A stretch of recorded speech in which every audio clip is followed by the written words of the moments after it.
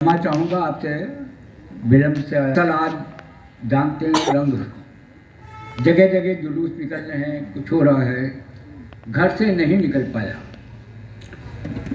बताया था इनसे कि भाई ट्रेन से आ जाइए, वो 8 बजे चलती है लखनऊ वाली, लखनऊ सहारनपुर की, उससे आ जाना, मैं रुड़की आपको स्टेशन में मिलूंगा। नहीं आना है, घर से निकलना मुश्किल हो गया। लोगों ने ऐसा बेवकूफ़ सा समझ लिया कि ये बुढ़ा तो कुछ कह ही नहीं सकता। क्या बात है। लेकिन ईमानदारी की बात यह है, इन्होंने बता दिया 81वां मुझे लग चुका है। और सही बात है कि मैंने 59 साल से होली नहीं खेली। 59 साल क्यों नहीं खेली?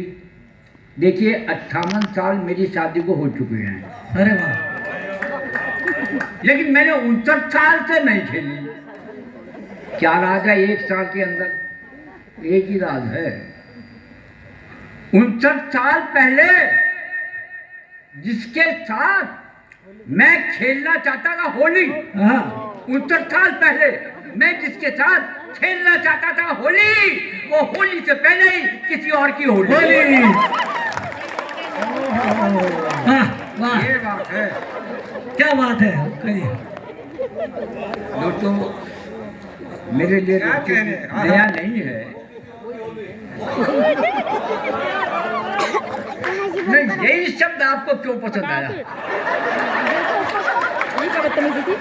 इसमें कुछ ना कुछ राज है।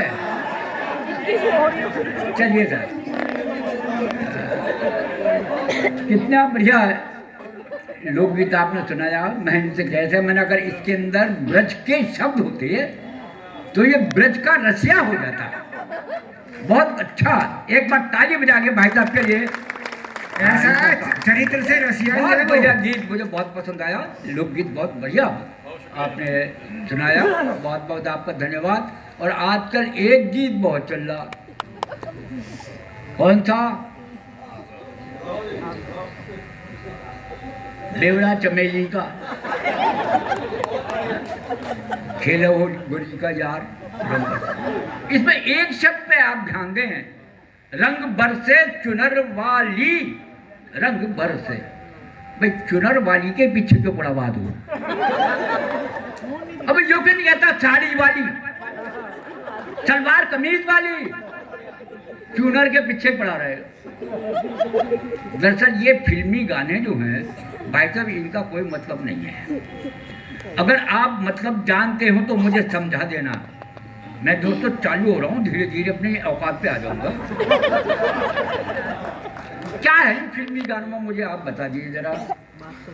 छत पे सोया था बहनों, मेरा एक शब्द नहीं है भाई साहब, ये सारे फिल्मी। मैं इनका मतलब जानना चाहता हूँ, आप में तो कोई हो तो मुझे बता देना कि छत पे सोया था बहनों ही, मैं तेने समझ के सो गई, मुझको राणा जी माफ करना, गलती निहारे से हो गई। अब तुझे पता आज ही छत पे बहनों चोर यार, तू छत पे गई तो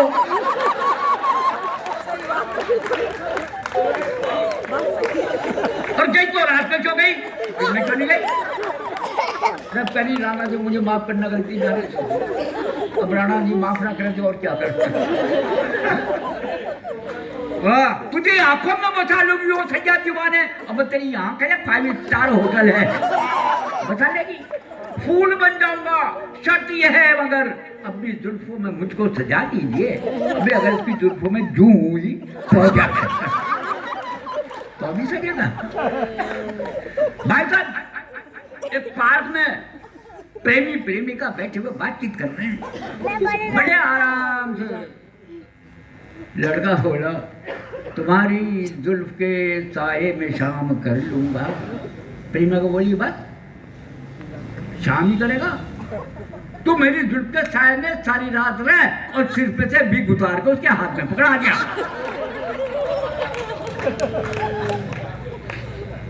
बताइए भाई साहब, सरकारी लियो खटिया जाड़ा लगे, जाड़े में बलमा प्यारा लगे। भाई ये बता, जाड़े में बलमा प्यारा लगे, गर्मियों में क्या भूत लगे? बलमा तो बलमा है, वो जाड़ों में प्यारा लगेगा और गर्मियों में प्यारा लगेगा। ईमानदार की बात भाई साहब, 40-45 साल पहले जब एक गाना, उस तो मैं ब्लैक एंड टीवी थे, जब पहली बार मैंने सुना सरकाए लियो खटिया जाड़ा लगे, तो भाई साहब जाड़े के दौरान मैं और मेरी बीवी अपनी अपनी खटिया सरकाते रहे, जाड़ा फिर भी नहीं गया।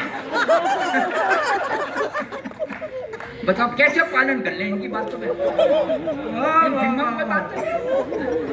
दिल चीज क्या है, आप मेरी जान लीजिए, बस एक बार मेरा कहा मान लीजिए, एक बार तेरा कहा मान ले और तेरी जान ले ले और फांसी भी लटक जाओ। क्या कह रहे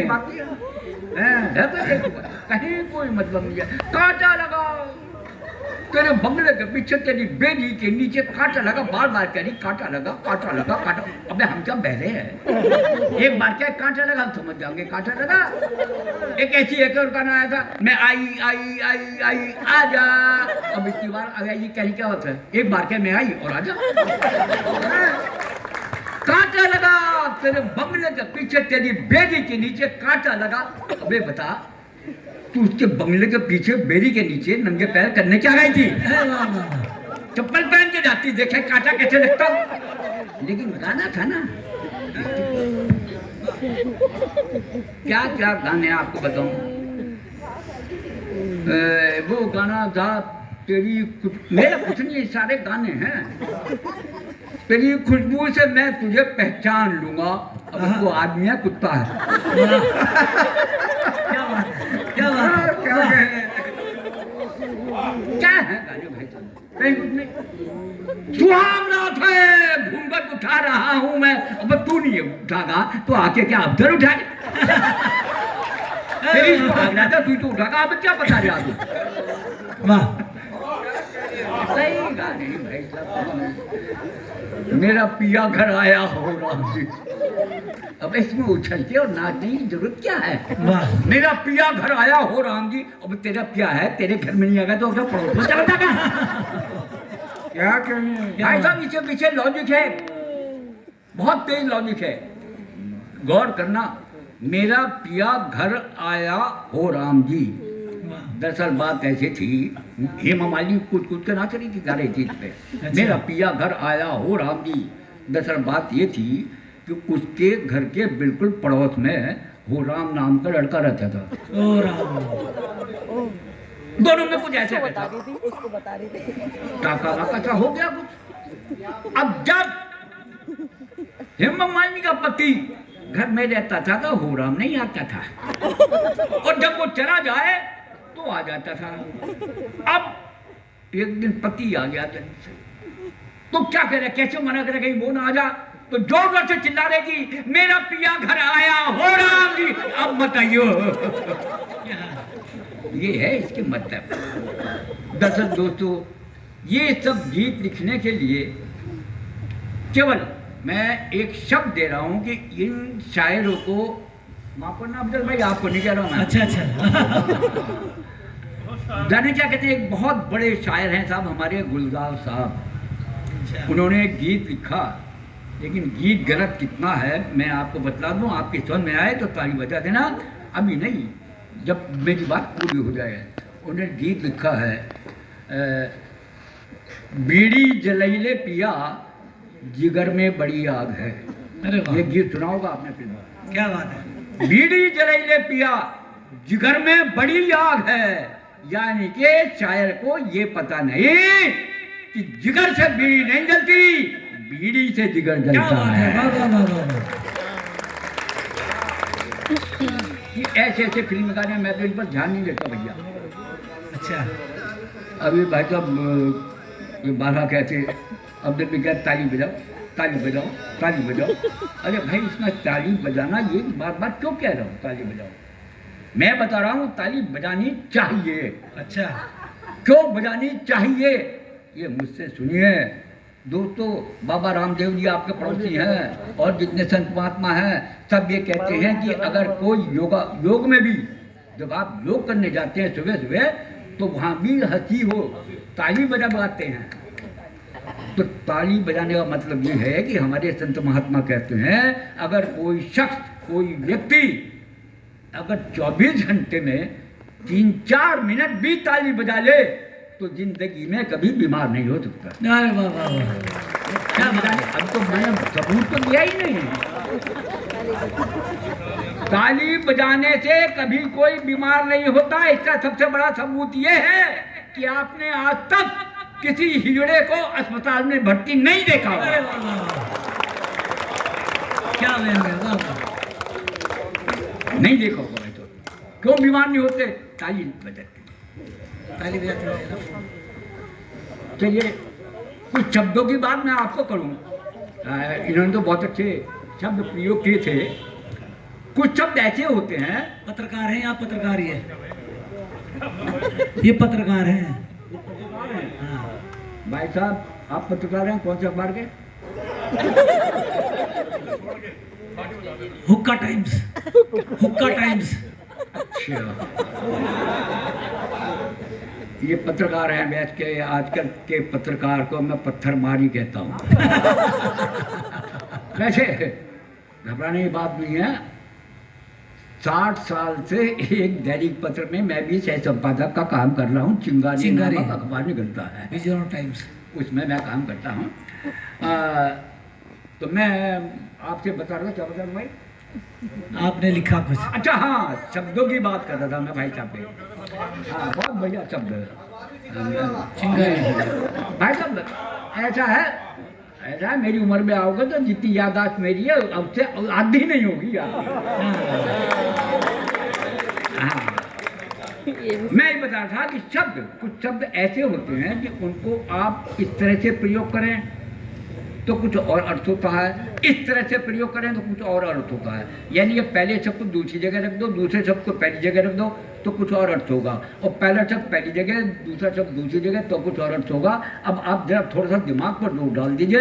देखिए मैं शब्द कहाँ से लाता हूँ, वो आप देखिए कि अगर यदि कोई आपको चेक दे, जाते चेक, यदि कोई आपको चेक दे तो तुरंत कैश करें। वाह, बाउंस ना हो जाओ, कैश ना हो जाओ, अब चीज खत्म हो जाए, शब्द को पलट दें। अगर कोई आपको चेक दे तो तुरंत कैश करें, और यदि कोई आपको कैश दे तो तुरंत चेक करें। वाह, अरे वाह वाह। पहला शब्द इधर रख दो, उसका शब्द इधर रख दो, मायने अलग अलग निकल जाएंगे। ये है दिमाग की क्षमता। अफजल भाई आप क्या लिखोगे, आपके पास तो है ही नहीं। एक शब्द और सुनिए आप। ट्रेन, ट्रेन आप देखते हैं लेट हो जाती है ट्रेन तो टाइम मेकअप करती है ना। इन शब्दों को उलट फेर कर ले। ट्रेन और प्रेमिका, प्रेमिका अंतर करा था ना आपने। वाह। हाँ, ट्रेन और प्रेमिका में क्या अंतर है? हाँ? ट्रेन लेट होने के कारण मेकअप करती है और प्रेमिका मेकअप करने के कारण लेट होती है। अरे वाह वाह वाह वाह। इन शब्दों को इधर से उधर देख लें, उधर से इधर देख लें, मतलब कुछ का कुछ निकल जाता है। और शब्द के बाद मैं आपको बताऊं दोस्तों, हाथ से कविता आप लिख सकते हैं।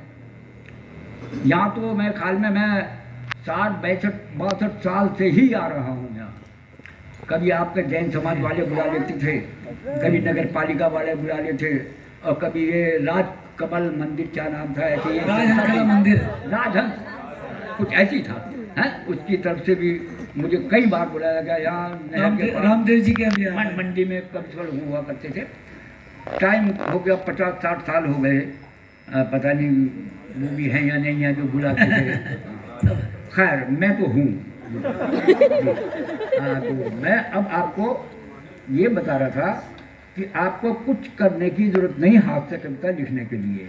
अच्छा, आपने नाम सुना होगा श्याम नारायण पांडे जी का, जिन्होंने हल्दी घाटी लिखी।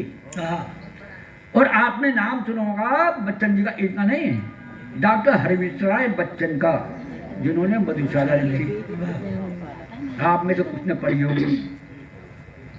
करना कुछ नहीं है, इस हाथ में आप हल्दी घाटी रख लें, इस हाथ में आप मधुशाला रख लें, एक लाइन इसमें से पढ़ें, दूसरी लाइन इसमें से पढ़ें, तीसरी लाइन इसमें से पढ़ें, चौथी लाइन इसमें से पढ़ें, पांचवी इसमें से पढ़ें, छठी इसमें से पढ़ें, आपकी कविता तैयार है। अरे वाह। कैसे? आप उदाहरण देखिए, पहली लाइन हल्दी घाटी, दूसरी मधुशाला, फिर एक हल्दी घाटी, फिर एक मधुशाला। अब आप देखिए, रण बीच चौकड़ी भर भर कर, हल्दी घाटी की लाइन है, अब मधुशाला की। रण बीच चौकड़ी भर भर कर खुलवा देना एक मधुशाला। रण बीच चौकड़ी भर भर कर खुलवा देना एक मधुशाला, राणा प्रताप के घोड़े को पिलवा देना मधु का प्याला। जो तनिक हवा से बाग हिली, जो तनिक हवा से बाग हिली, लगती छलकने थी हाला, और राणा की पुतली फिरी नहीं, आ जाती थी साकी वाला। ये इस तरह से कविता आप कहीं भी लिख सकते हैं।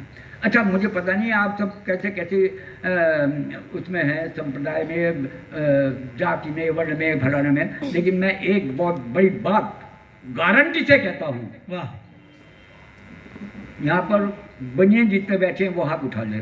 सब बढ़िया हैं। आप ही की बिरादरी के हैं भाई साहब, मुझे बड़ा फक्र है, मुझे बड़ा ये समझिए कि प्रसन्न हूँ। हिंदुस्तान में, माफ करना भाई अब्दुल भाई, मुसलमान हो, सिख हो, ईसाई हो, ब्राह्मण हो, जाट हो, कोई भी हो, हिंदुस्तान में अगर सबसे बड़ी देशभक्त कौम है तो ये बनियों की है। ताली को बजा दे, सुनूर का दिया मैं बता रहा हूँ, सबसे बड़ी देशभक्त कौम बनियों की है। ये हम नहीं कह रहे, सरकार कह रही है, या धर्मात्मा कह रहे हैं, हमारे पढ़े लिखे विद्वान कह रहे हैं, जगह जगह पोस्टर चिपके हुए देखे होंगे, देशभक्त बनिए।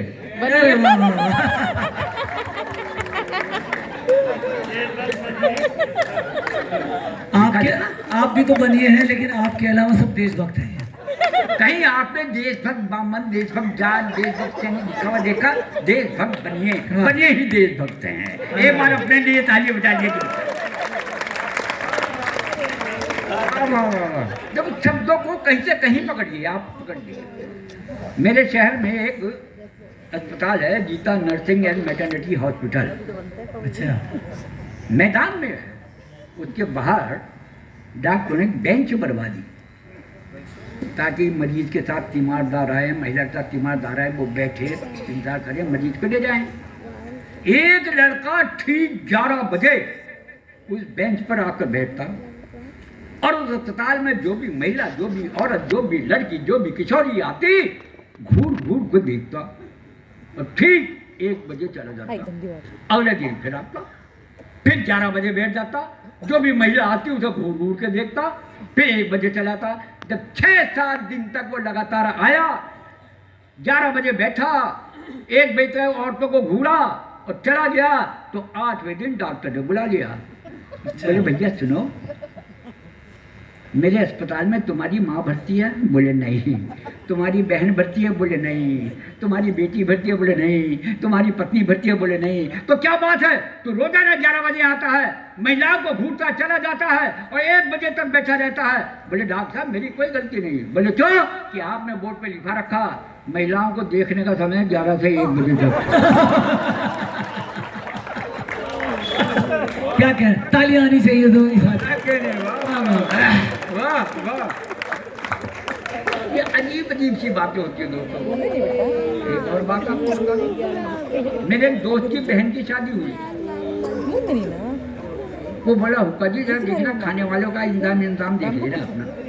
मैंने ठीक है, चिंता मत करो साहब, मेरी जिम्मेदार होगी। बारात चढ़ रही थी, अभी आई नहीं, वहां तक धन्यवाद।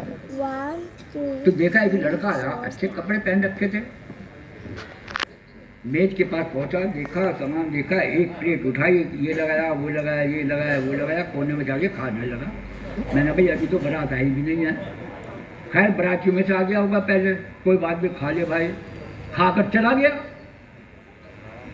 15 मिनट बाद फिर लौट आया, फिर प्लेट उठाई। भाई तो कोई बात नहीं, मेरे से कोई गलती हुई?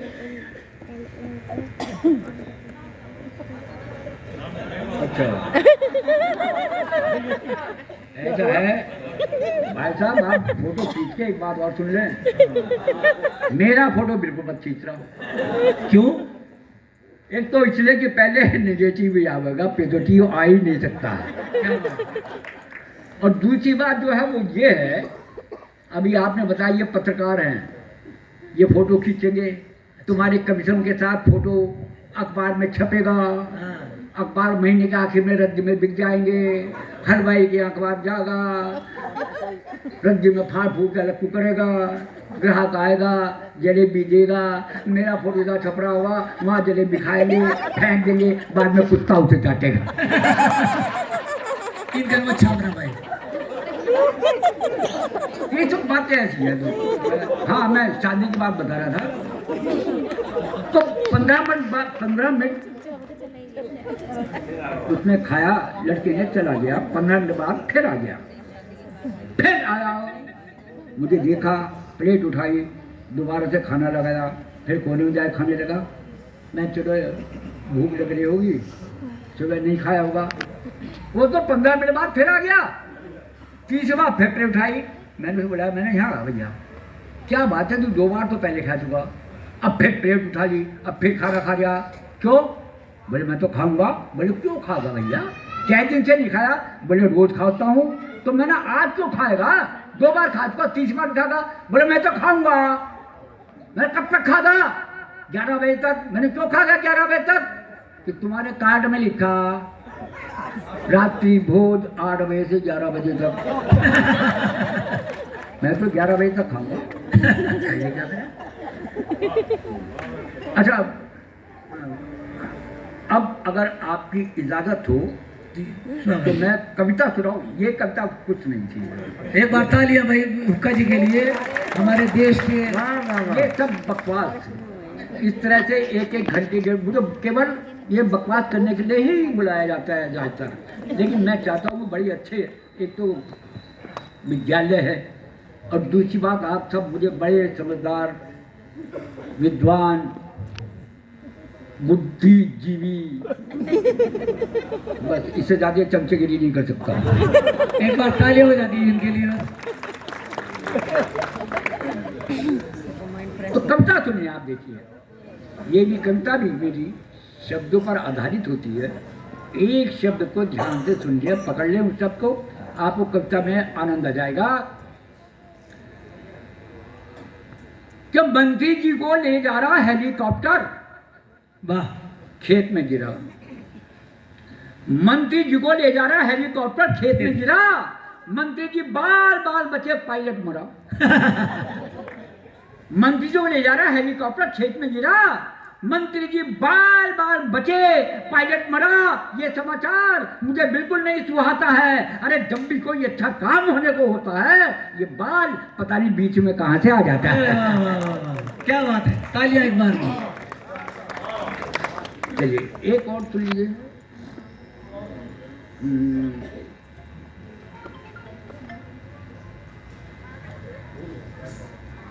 उर्दू की कक्षा में, ये सुनो भैया। अच्छा, एक शेर को मैंने इस्तेमाल करा है, शेर की। अच्छा, उर्दू की कक्षा में प्रोफेसर ने कहा, रहमान खड़े हो जाओ। वाह। उर्दू की कक्षा में प्रोफेसर ने कहा, रहमान खड़े हो जाओ। दर्द बढ़ता गया जो जो दवा की, इसका मतलब बताओ। बहुत बढ़िया लाइन है। दर्द बढ़ता गया जो जो दर्द बढ़ता गया जो जो दवा की। उर्दू की कक्षा में प्रोफेसर ने कहा, रहमान खड़े हो जाओ। दर्द बढ़ता गया जो जो दवा की, इसका मतलब बताओ। होकर खड़ा रहमान बोल पड़ा, सर इसका मतलब बताने में क्या सिरदर्दी है। वाह। होकर खड़ा रहमान बोल पड़ा, सर इसका मतलब बताने में क्या सिरदर्दी है। अरे दर्द बढ़ता गया जो जो दवा की, इसका मतलब है आपका मरीज सरकारी अस्पताल में भर्ती है।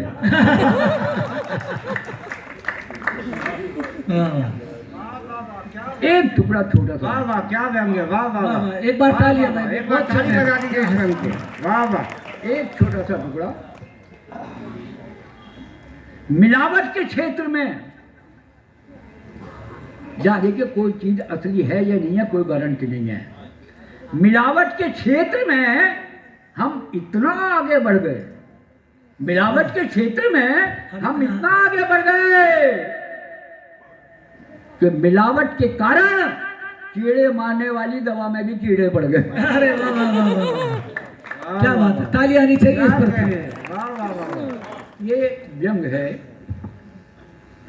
किसी बार समझ लीजिए। आइए मैं और थोड़ा सा आगे बढ़ता हूँ। और हमारी पत्नी बड़ी समझदार थी, है नहीं अब, थी, हरियाणा की थी, इसलिए समझदार थी। एक मसूरी में एक कार्यक्रम हुआ, कभी समझ में, वहाँ शैले हॉल है, वहीं पर सारे कार्यक्रम होते हैं मसूरी में। तो ही एक होटल में, वहाँ डॉक्टर गिरजा शंकर त्रिवेदी थे डीएवी कॉलेज में, हिंदी के हेड, तो उन्होंने मुझे बुला लिया। अब मैंने वाइफ से कहा, मैंने देखो मैं आज मसूरी जा रहा हूँ, कभी समझ रहा हूँ, तो त्रिवेदी जी का फ़ोन आया था, बोले मैं भी चलूँ मसूरी, मैंने नहीं देखी। मैं तुम क्या करोगी चल के, तुम क्या करोगी चल के? बोले क्यों, मैं नहीं जा सकती, मैं कुछ नहीं सुन सकती। मैंने वहाँ तो एक बहुत बढ़िया 5 होटल है, उसमें ठहराया हमें, वहीं जाके हमें रहना है। तो मैं भी वहीं में रह लूँगी। मैं तो बावली है, कोई 5 स्टार होटल में रोटी वहाँ खाने की बजाय बासी पराठे लेके जावे क्या? बोली कुछ भी कहो, मैं तो जाऊँगी। हम तो चले गए था, कमरे में ठहरे, कम से कम हो गया शैले हॉल में। रात को सोए, सुबह उठ के हम जाने लगे अपना सामान लेके। मैं मैनेजर साहब, ये नंबर 11 की चाबी है, रात ठहराया था त्रिवेदी ने। बोली जी ठीक है जी, चाबी उन्होंने रख ली, हम जाने लगे। बोले भाई तो सुनिए। मैंने क्या बात है? अब क्या बात है? बोलिए ये आपका 320 रुपये और बकाया। मैंने कहा? बोले नाश्ते का। नाश्ते का? भैया हमने तो नाश्ता करा ही नहीं। माँ हमें ले गए थे त्रिवेदी जी, मैं और मेरी पत्नी वहीं गए थे, वहीं पे नाश्ता करा, वहीं पे खाना खाया, वहीं जब आए और सो गए। अब जा रहे हैं, हमने अब भी नहीं नाश्ता करा। बोले कि देखिए ये देखो क्या लिखा होटल पे। अब लिखा था माँ, आपको ठहरना है तो नाश्ते और खाने के पैसे देने पड़ेंगे, आप खाएं या ना खाएं, हमारा खाना तैयार था। बड़ी अजीब बात है। मेरी और उसकी मैनेजर की बहस होने लगी, भाई हम पैसे क्यों दे जब हमने नहीं खाया? बोले साहब आपको देने पड़ेंगे, पढ़ लो, ये हमारे यहाँ नियम है, ये है। अब बकवास होती है साहब मेरे और मैनेजर के बीच में। हमारी वाइफ हरियाणा की, बोले हटियो जी, मैं पूछूँ उससे क्या कह रहे हैं? बोले हाँ रे मैनेजर क्या कह रहे हैं? बोले जी मैं ये कह रहा हूँ कि ये क्या लिखा है कि खाना तैयार था, आप खावे ना खावे आपको बिल देना पड़ेगा। बोले देना पड़ेगा? बोले हाँ। अच्छा ये तुम्हारा फ़ोन उठा लूँ? बोले उठा। अरे फ़ोन मिला, 100 नंबर मिला दिया हमारी वाइफ ने। बोले हेलो, कहाँ से? कोतवाली से। अच्छा कोतवाली से। देखिए यहाँ होटल में हम ठहरे हुए थे और मेरे पति भी मेरे साथ ठहरे, गिरजा संगत से मुझे रात बुलाया था, कमीशन मंगाया, अब हम जा रहे हैं। ये कह रहे खाना तैयार था, नहीं तैयार था, पैसे दो। बोले कौन सा होटल है? ये होटल है। बोले बात करो। बोले क्यों भाई, क्यों मांग रहा है पैसे इनसे? अजी मैं करूँ साहब, दरोगा जी मैं क्या कहूँ, जब होटल का नियम है। तो हमारी भाई बोली अच्छा ये नियम है। हेलो दरोगा जी जल्दी आइए, 2-4 पुलिस वाले लेके आओ, मैनेजर मुझे छेड़ा है। अरे मैं तो घबरा गया। बोले मैं कहा छेड़ा हूँ? तू छेड़ा छेड़ा मत छेड़, मैं तो तैयार थी।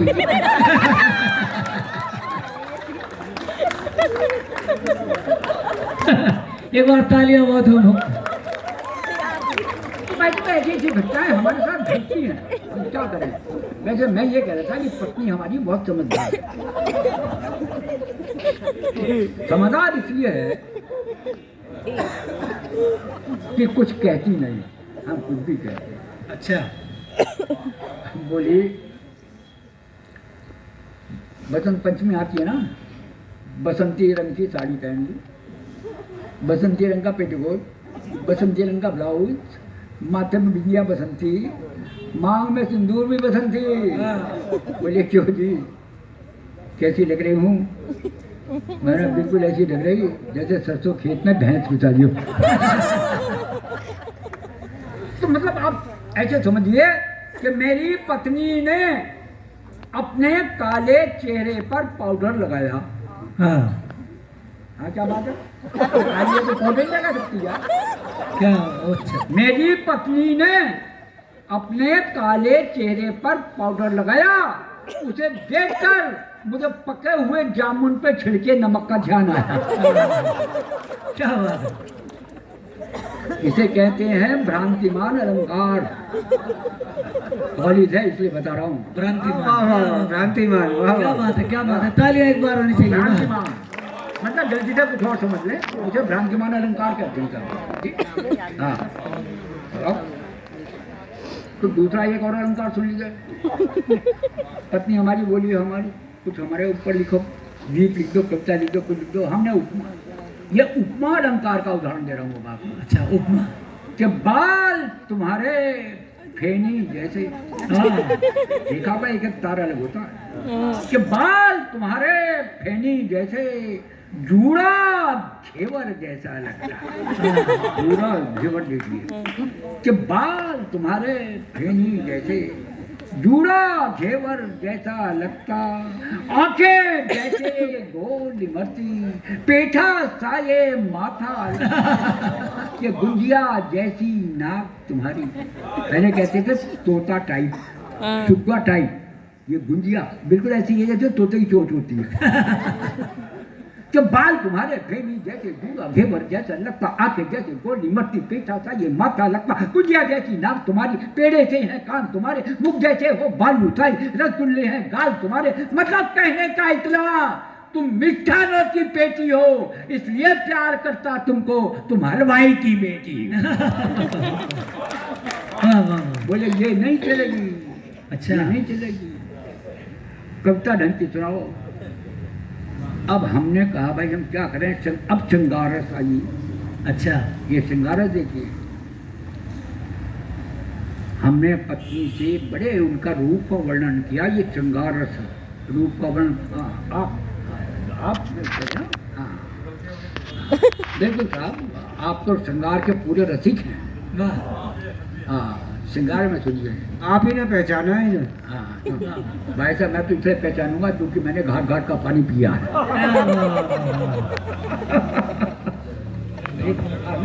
श्रृंगार। अरे मैं पढ़ रहा हूँ, मुझे मेरे साथ छेड़छाड़ मत करना। बिल्कुल छेड़ रहे आप महिला? नहीं, अब गर्ल तुम भी मत करना। मैं चैलेंज के साथ कह रहा हूँ, मेरे साथ कोई छेड़छाड़ न करे। कट्टर हिंदू हूँ, हमारी पुस्तकों में इतिहास में लिखा हुआ है पराये मर्द को छेड़ना अच्छी बात नहीं होती।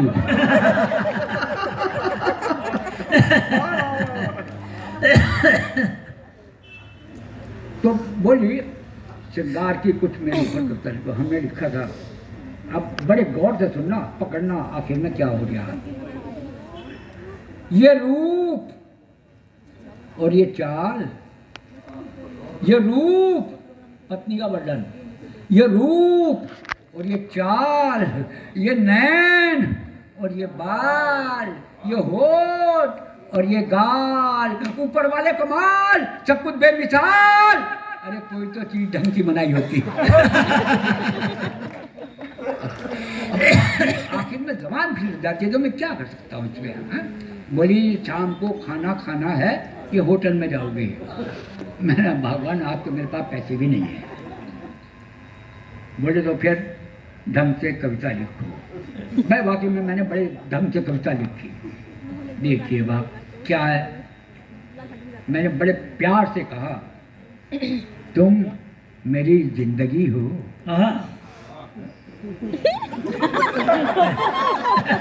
अरे भैया तुम्हें नहीं कहना, बोले थे। बड़े प्यार से कहा मैंने पति से, तुम मेरी जिंदगी हो। उसके होठों पर मुस्कान की हल्की सी रेखा आई। वाह। बोली एक बार और कहो। हमने दोबारा प्यार से कहा कि तुम मेरी जिंदगी हो। इस बार वो जरा खिलखिलाई। बोली एक बार और कहो। हमने तीसरी बार कहा तुम मेरी जिंदगी हो।